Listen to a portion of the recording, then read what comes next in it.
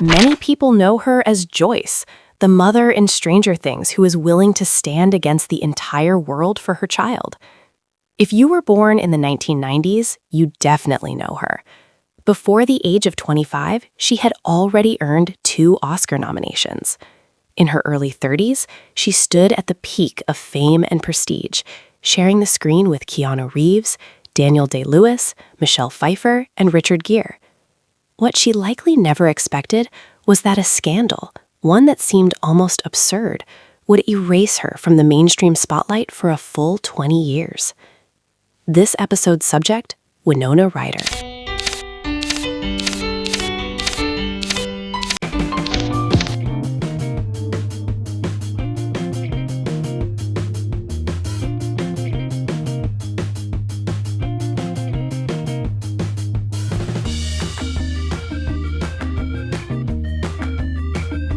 If darkness exists to make dawn more visible, then Winona's life is almost a coming-of-age story carved repeatedly by pain. She was born into an exceptionally free-thinking family. Her parents were a writer and an editor who introduced her early on to Kafka and Dostoevsky. As a result, she never quite fit in with her peers. Just for cutting her hair short, she was treated as a freak at school.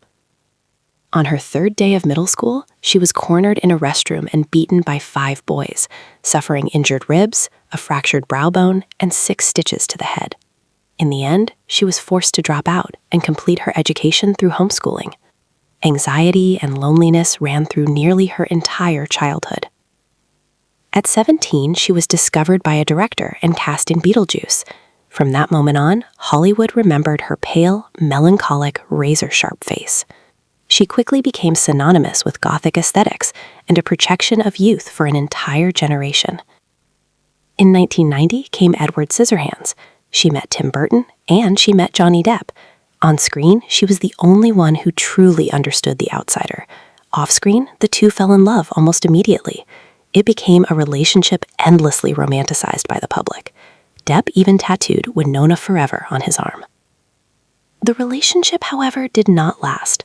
The tattoo was later altered to Wino Forever, becoming one of Hollywood's most famous relics of a broken romance. Love ended, but her career reached its height. Before turning 25, she had already arrived at what many actors never reach in a lifetime. From 1992 to 1995 was Winona Ryder's golden era. She received Oscar nominations for both Best Supporting Actress and Best Actress. By 25, she had achieved heights that many performers spend an entire career chasing.